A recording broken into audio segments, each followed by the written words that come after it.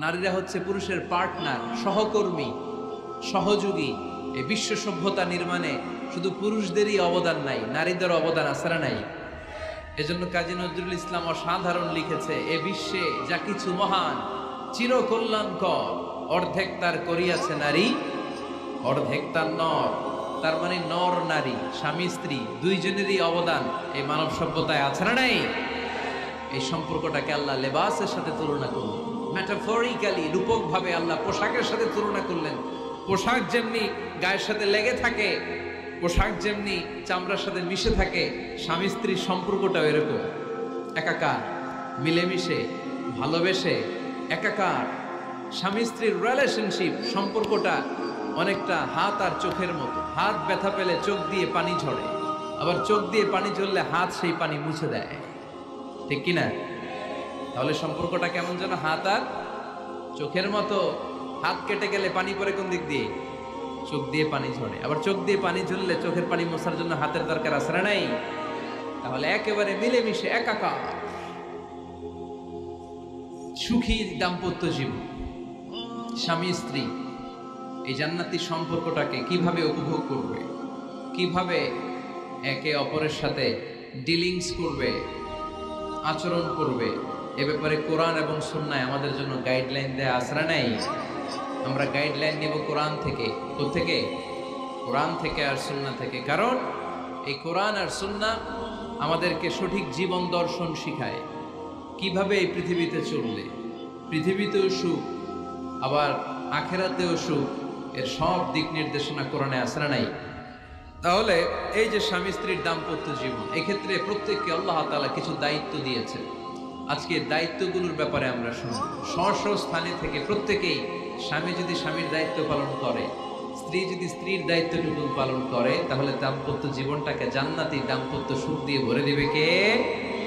আল্লাহ। আমাদের প্রত্যেকের দাম্পত্য জীবন সুখী হোক, সমৃদ্ধ হোক, আমরা চাই কি চাই না? অনেকে বলে হুজুর সুখ নাই, সুখ নাই, ঘরের ভেতরে গেলেই জাহান্নাম। আহা, কথা শোনে না আমার। আবার স্ত্রীরা বলে হুজুর দোয়া করবেন, পরকিয়া করে, খালি এসএমএস পাঠায়, আমারে ভাল লাগে না, এখন এখন অন্যদিকে ঘুরে। এরকম আসরা নাই? দুই দিক থেকে অভিযোগ। বোনদের জন্য কোনো প্যান্ডেল ট্যান্ডেল আছে নাকি আজকে? হ্যাঁ, দিনের বেলা সমাবেশ ছিল তো, এটা হয়ে গেছে তো মাইকের সাউন্ড নিশ্চয়ই। এই এদিকে উঠছে কে? টান দেন এদেরকে ধরে, টানেন টানেন, টাইনা বসান বসান, টান দেন টান দেন, হুজুরে ধরেন, হুজুরে ধরেন। ধরতে পারেন নাই হুজুরে? ধরছেন? হ্যাঁ, টান দেন। এই তো, টাইনা বসেন, এদিকে তাকান, এদিকে হয়েছে, হ্যাঁ বসাই দিচ্ছে। এইভাবে চলবে একেবারে শেষ পর্যন্ত। উঠলে খবর আছে। শুরুতে সুযোগ দিয়েছি, সুযোগ নেন নাই। তো আমরা প্রথমে স্বামীর দায়িত্ব শুনবো। দাম্পত্য জীবনে স্বামীকে আল্লাহ তাআলা কি দায়িত্ব দিয়েছে, তারপর স্ত্রীকে আল্লাহ তাআলা কি দায়িত্ব দিয়েছে, এবং দুইজনের আবার কালেকটিভ সম্মিলিত কিছু দায়িত্ব আছে, এগুলো আমরা শুনবো। শুনতে রাজি আছেন তো? কষ্ট হচ্ছে আপনাদের? এই বাম দিকটা আমাকে কষ্ট দিয়েই যাচ্ছে, খালি আওয়াজ, কথা। একটু থামছে আবার শুরু। কেন? আমার দিকে তাকান। আরেকজনকে থামতে বলছে কি আপনার? এই থামো থামো, এগুলো বলেন কেন? আপনি থামেন, তাহলে তো হয়ে গেল। হ্যাঁ, আবার আমার সাথে কথা বলছে, আপনি চুপ। তো প্রথমে আমরা সম্মিলিত দায়িত্বের কথা শুনবো। সম্মিলিতভাবে আল্লাহ স্বামী স্ত্রী দুইজনকেই কিছু দায়িত্ব দিয়েছে, যে দায়িত্বটা দুইজনের উপরই বর্তায়। এরপরে শুনবো স্বামীকে আল্লাহ কিছু দায়িত্ব দিয়েছে, এটা শুনবো। এরপরে স্ত্রীকে কিছু দায়িত্ব দিয়েছে। আল্লাহর কসম, এই দায়িত্বগুলো যদি স্বামী স্ত্রী সম্মিলিতভাবে পালন করে, এক একটা ঘরকে আল্লাহ জান্নাতি পরিবার বানায় দিবে, সুখী সমৃদ্ধ জান্নাতি দম্পতি বানায় দিবে। এরকম দাম্পত্য জীবন, সুখময় দাম্পত্য জীবন আমাদের হোক। আমরা চাই কি চাই না? চাই। তাহলে আমরা প্রথমে আলাদা আলাদা দায়িত্ব শোনার আগে সম্মিলিত বা কালেকটিভ রেসপন্সিবিলিটি কি আছে, এই সম্মিলিত দায়িত্বগুলো শুনব। স্বামী স্ত্রীর দুইজনের কাঁধেই বর্তায় এরকম প্রথম দায়িত্ব হচ্ছে স্যাক্রিফাইস। দাম্পত্য জীবনের আসল খেলাটা হচ্ছে স্যাক্রিফাইসের খেলা। কিসের খেলা? স্যাক্রিফাইস। এটা লাগবে। আমার বোনেরা, অথবা যুবতী বোনেরা, অথবা রিসেন্টলি বিয়ে হয়েছে এরকম বোনেরা, আজকে তো এক ভাই এসে দোয়া চাইল, হুজুর 3 দিন আগে বিয়ে হয়েছে আমার, একটু দোয়া করে দেন। তারপর যুবক ছেলেরা, তোমরা যারা বিয়ে করনি করবা, খেয়াল করে শোনো, এগুলো কাজে লাগবে। স্যাক্রিফাইসটা খুব জরুরি। স্যাক্রিফাইস ইজ দ্য কি of a successful happy couple life. একটা সুখী দাম্পত্য জীবনের আসল চাবি হচ্ছে স্যাক্রিফাইস। আওয়াজ করে বলতে হবে, চাবিটার নাম কি?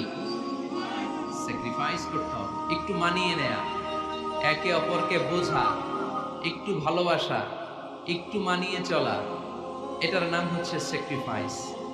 একে অপরকে বোঝার চেষ্টা করা, একটু মানিয়ে চলার চেষ্টা করা, একটু ভালো লাগা, একটু ভালোবাসা, সুখ দুঃখ ভাগাভাগি করে মিলেমিশে একাকার হয়ে যাওয়া, এটার নামই দাম্পত্য জীবন, ঠিক কিনা?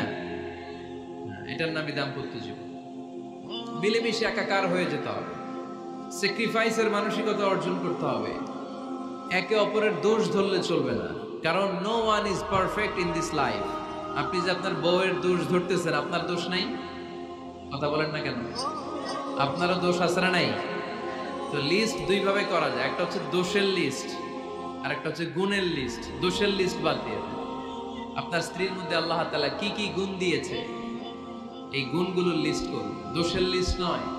দাম্পত্য জীবনটাই এমন, কখনো ঝগড়া, কখনো হাসাহাসি, কখনো মেঘ, কখনো বৃষ্টি, আছে না নাই?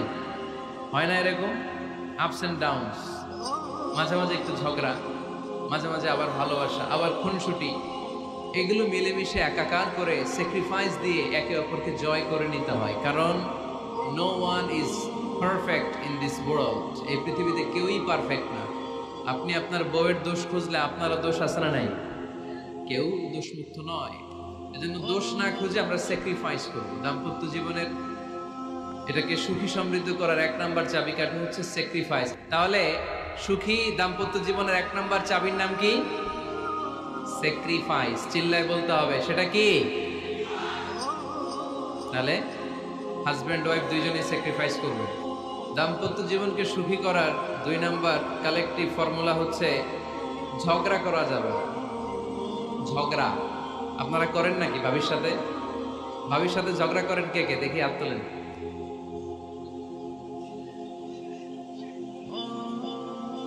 এদিকে সব আল্লাহর ওলি, এরা ঝগড়া টগড়া করে না। আপনি করেন? এই সাহসী সন্তান আছে কিছু, মাশাআল্লাহ, ঠিক আছে, বেশি করেন না আবার। হ্যাঁ ঠিক আছে, ঠিক আছে, তোমরা করো, বুঝছি, আপনারাও করেন, ওকে। না, ঝগড়া করা যাবে না। একজন ঝগড়া শুরু করলে আরেকজন চুপ থাকতে হবে। দুইজনই ঝগড়া করলে, দুইজন রেগে গেলে ঝামেলা আসরা নাই। স্বামী রেগে গেলে স্ত্রী চুপ, স্ত্রী কখনো রেগে গেলে স্বামী চুপ, দুইজনই রেগে গেলে তৃতীয় বিশ্বযুদ্ধ, ঠিক কিনা? এই জন্য ঝগড়া করতে দেয়া যাবে না। কারণ এই ঝগড়া, সামান্য ঝগড়া থেকে এই ঝগড়া বাড়তে বাড়তে এটা বিচ্ছেদের দিকে গড়ায়, ডিভোর্স হয়ে যায়। এরকম কত কেস যে আমার কাছে আসে, কত কেস যে আমার কাছে আসে যে হুজুর ছোট্ট ঝগড়া থেকে আমাদের মধ্যে ঝগড়া বাড়তে বাড়তে ইগো প্রবলেমের কারণে বিচ্ছেদে গড়ায়। আর এই ঝগড়া একটু শুরু হলে ইবলিশ শয়তানের কাজ হচ্ছে পালে বাতাস দেয়। কি দেয়? পালে বাতাস পেলে এটা দাউ দাউ করে উঁচু হয়ে ওঠে। আগুনের মধ্যে যেমনি কেরোসিন ঢাললে দাউ দাউ করে জ্বলে, সামান্য ঝগড়ার ছোতা পেলে ইবলিশ শয়তান খালি দাউ দাউ করে এই ঝগড়ার আগুনকে জ্বালিয়ে দেয়, ঠিক কিনা? এই জন্য ঝগড়া করবেন না, মেহরবানি করে ঝগড়া শুরু করবেন না। যে কোনো মূল্যে এই ঝগড়াকে থামায় রাখতে হবে। তো ফ্যামিলিতে ঝগড়া অনেক সময় হয়ে যায়, কিন্তু একজন ঝগড়া করলে আরেকজন চুপ থাকতে হবে। ঝগড়া নিয়ে একটা মজার গল্প আছে, শুনবেন? বিশৃঙ্খলা ভোগ করলে তো গল্প শোনানো যাবে না, একেবারে চুপ। আমার দিকে তাকান, তাকিয়েছেন? ঝগড়া নিয়ে যে গল্পটা, সেটা হচ্ছে এক স্বামী ওয়াজ শুনে বাড়িতে গেছে রাত 11টায়। বাড়ির কাছাকাছি যেতে না যেতে স্ত্রীর আবার স্বভাব হচ্ছে রাতের খাবারটা স্বামীর সাথে একসাথে খায়, আলাদা খায় না। বাড়ির সামনে যেই স্বামী ফোন দিছে ওয়াইফকে, এই শুরু করার আগে দরজাটা খোলো, আমি চলে আসছি। তো ওয়াইফ এসে দরজা খুলে দিছে। এবার স্বামী ঘরে ঢুকে বলে, শুরু করার আগে রাতের খাবারটা দিয়ে দাও টেবিলে, খেয়ে ফেলি। স্ত্রী বেচারি ডাইনিং টেবিলে খাবার দিয়েছে, হাজবেন্ড বেচারা ওয়াশরুম থেকে ফ্রেশ হয়ে ডাইনিং টেবিলে বসেছে, স্ত্রীও বসেছে, তো খুব বড্ড গরম। হাজবেন্ড বলে শুরু করার আগে ফ্যানটা ছাড়। এইবার তো স্ত্রী বেচারি রেগে মেগে আগুন, কি আসার পর থেকে শুরু করার আগে কি শুরু করার আগে? হাজবেন্ড বলে এই তো শুরু হয়ে গেল। মানে কি? ঝগড়া। মানে কি? ঝগড়া। প্রিয় ভাইয়েরা, ঝগড়া করবেন না। স্বামী রেগে গেলে স্ত্রী চুপ থাকবেন, স্ত্রী রেগে গেলে স্বামী চুপ থাকবেন। কারণ সহিহ মুসলিমে এসেছে, ইন্না ইবলিসা ইয়াদাউ আরশাহু আলাল মা। ইবলিস শয়তান তার সিংহাসন গেড়েছে সাগরের উপর। কোথায়?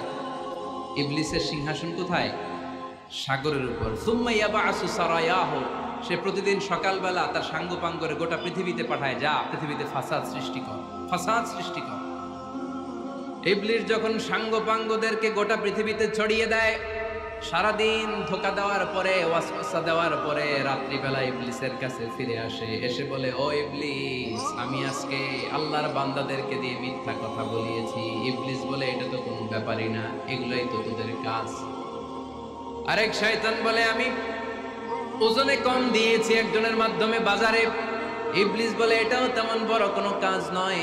আরেকজন বলে, আমি সুদের ডিলিংস করিয়েছি। ইবলিস বলে, এটাও কোনো কাজ নয়।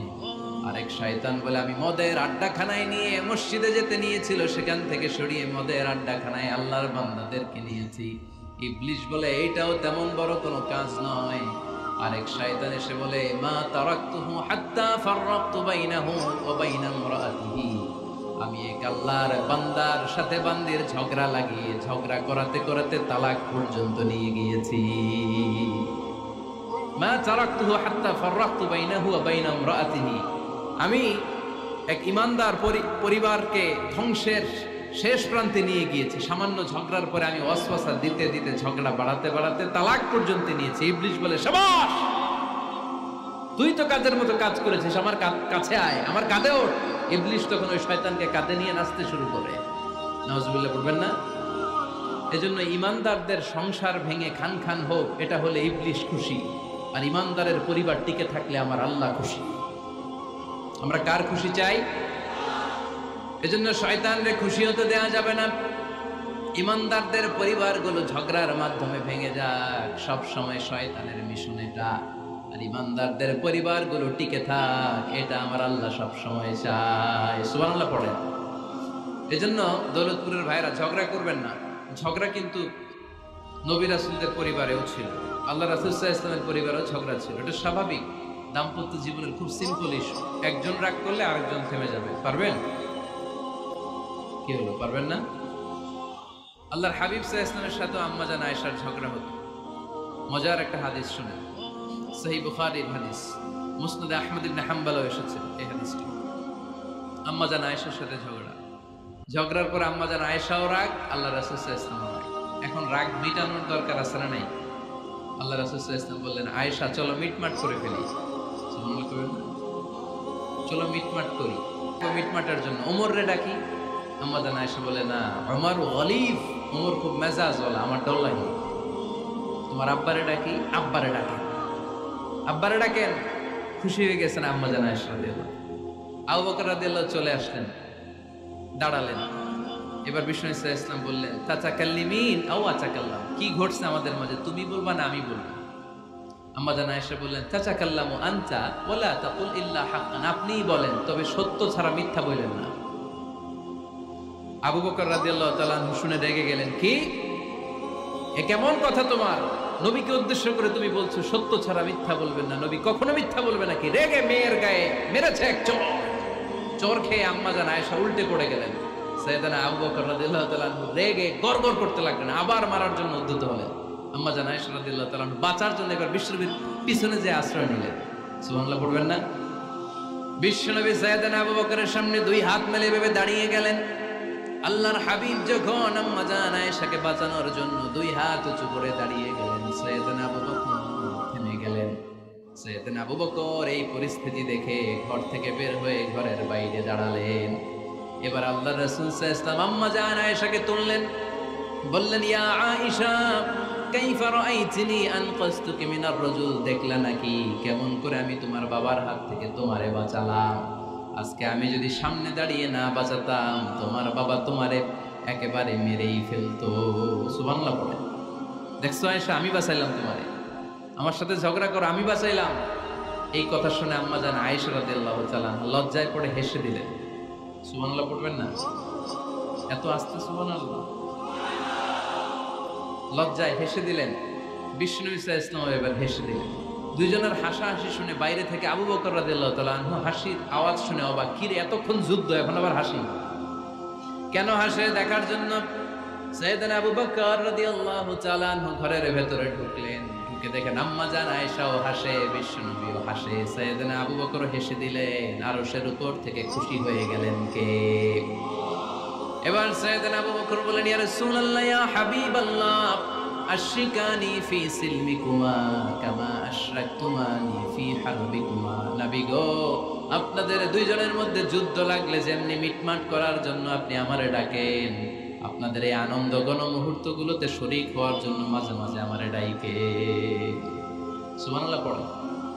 আপনাদের মধ্যে যুদ্ধ লাগলে সন্ধি করার জন্য যেমনি আমারে ডাকেন, আপনারা যখন আনন্দ ঘন পরিবেশ এরকম খুনসুটি করেন, হাসাহাসিতে মেতে ওঠেন, তখন একটু আমারে রাইখেন। সুবহানাল্লাহ পড়বেন না? দেখেন, আল্লাহ রাসূল সাল্লাল্লাহু আলাইহি ওয়াসাল্লাম পৃথিবীর সবচেয়ে শ্রেষ্ঠতম মানুষ। উনাদের পরিবারেও ঝগড়া হতো, কিন্তু এই ঝগড়া কোনোদিন তালাক পর্যন্ত গিয়েছে? কথা বলেন না কেন? আল্লাহর হাবিব সাল্লাল্লাহু আলাইহি ওয়াসাল্লাম তার কোন স্ত্রীকে তালাক দিয়েছেন? প্রায় আম্মা জান আয়েশার সাথে রাগারাগি হতো। আল্লাহর হাবিব সাল্লাল্লাহু আলাইহি ওয়াসাল্লাম বলতেন, আয়েশা কখন তুমি রেগে থাকো সেটাও আমি জানি, কখন তুমি আমার উপর খুশি থাকো সেটাও আমি জানি। ইয়া আয়েশা ইন্নী লা আ'লামু ইযা কুনতি আন্নী রাদিয়া ওয়া ইযা কুনতি আলাইয়া গাদবা। আয়েশা কখন রেগে থাকো তাও বুঝি, কখন খুশি থাকো তাও বুঝি।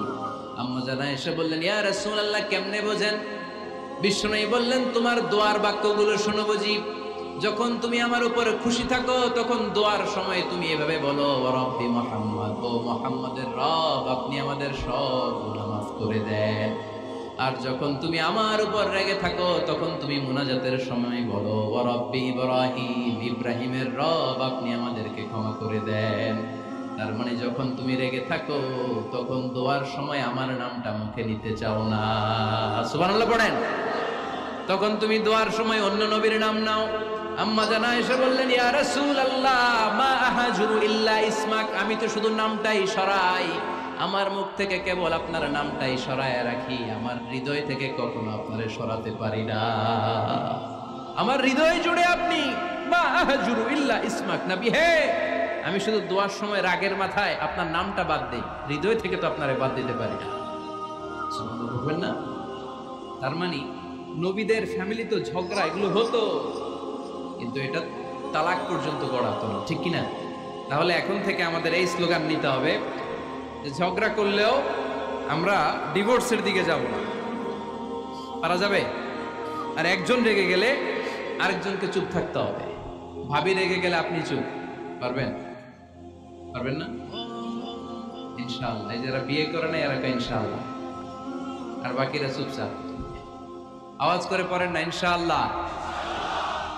তাহলে প্রথমে স্যাক্রিফাইস, তারপর ঝগড়া করা যাবে না। 3 নাম্বার, দাম্পত্য জীবনের কোনো গোপন কথা অন্যের কাছে শেয়ার করা যাবে না।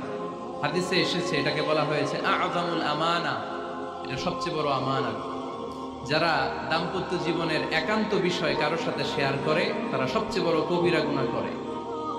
আশরারুন নাস বলেছেন বিশ্বনবী এদেরকে, সবচেয়ে নিকৃষ্ট মানুষ। ইয়াউমাল কিয়ামাতি মানজিলাতান, আল্লাহর কাছে কিয়ামতের দিন সবচাইতে নিকৃষ্ট হয়ে দাঁড়াবে ওই দম্পতি, ওই নারী কিংবা ওই পুরুষ। তুফদি ইলা যাওজিহি ওয়া ইউফদি ইলা যাওজিহা সুম্মা ইউনশিরু সিররাহা, তারা একান্ত সময়ে ফিজিক্যাল ইন্টিমেসিতে যা করে এটা পরে মানুষের কাছে বলে বেড়ায়, এরকম আছে না নাই? খবরদার, এটা বড় কবিরা গুনাহ। অনেক বোনরা একসাথে হলে দাম্পত্য জীবনের বিভিন্ন গোপন বিষয় নিয়ে কথা বলে, আছে না নাই? অনেক পুরুষরা একে অপরের সাথে, বন্ধুদের সাথে বিভিন্ন বিষয় নিয়ে শেয়ার করে, এটা এমন ওইটা এমন, এগুলো বলা যাবে? আসিবাউ হারাম। দাম্পত্য জীবনের সব বিষয়, স্বামীর সব বিষয় স্ত্রীর কাছে আমানত, স্ত্রীর সব বিষয় স্বামীর কাছে আমানত রেখেছে কে? দাম্পত্য জীবনের এই প্রাইভেট লাইফের কোনো কিছু কিয়ামত পর্যন্ত অন্যের কাছে প্রকাশ করাকে হারাম